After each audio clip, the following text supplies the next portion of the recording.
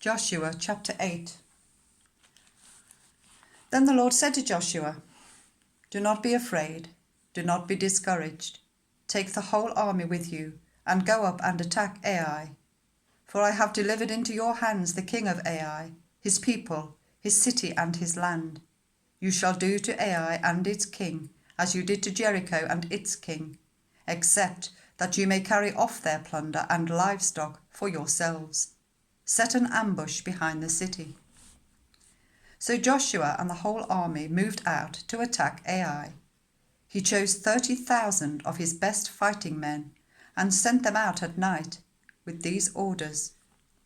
"Listen carefully. You are to set an ambush behind the city. Don't go very far from it. All of you be on the alert. I and all those with me will advance on the city, and when the men come out against us, as they did before, we will flee from them.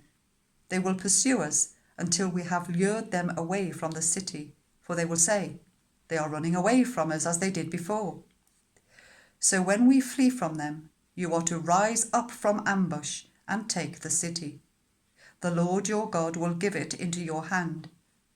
When you have taken the city, set it on fire. Do what the Lord has commanded. See to it.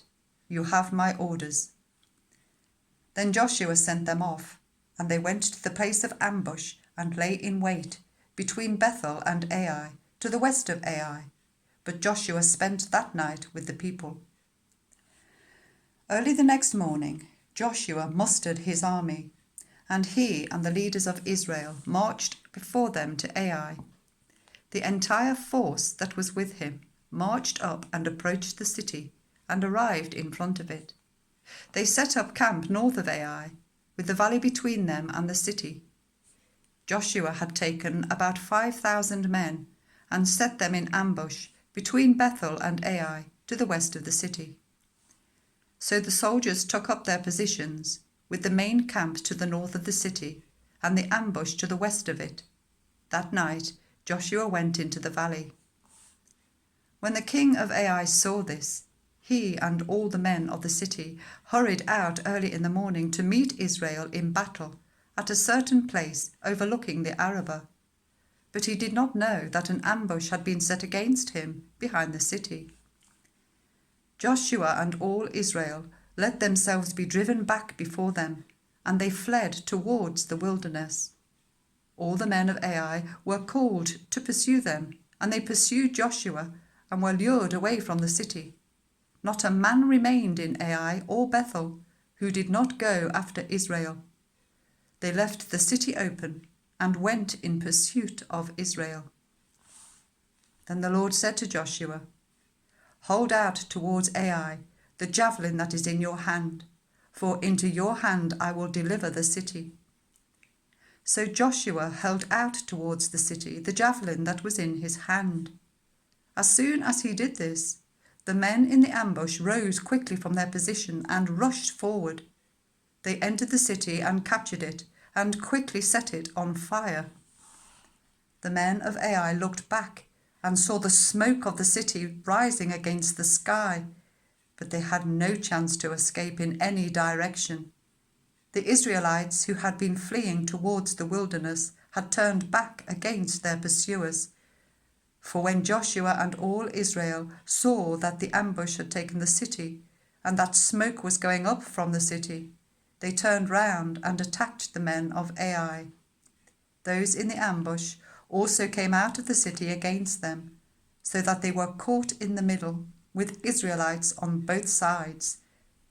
Israel cut them down, leaving them neither survivors nor fugitives.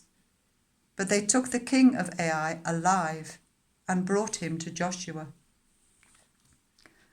When Israel had finished killing all the men of Ai in the fields and in the wilderness where they had chased them, and when every one of them had been put to the sword, all the Israelites returned to Ai and killed those who were in it.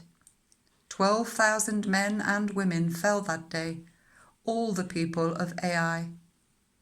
For Joshua did not draw back the hand that held out his javelin until he had destroyed all who lived in Ai. But Israel did carry off for themselves the livestock and plunder of this city, as the Lord had instructed Joshua.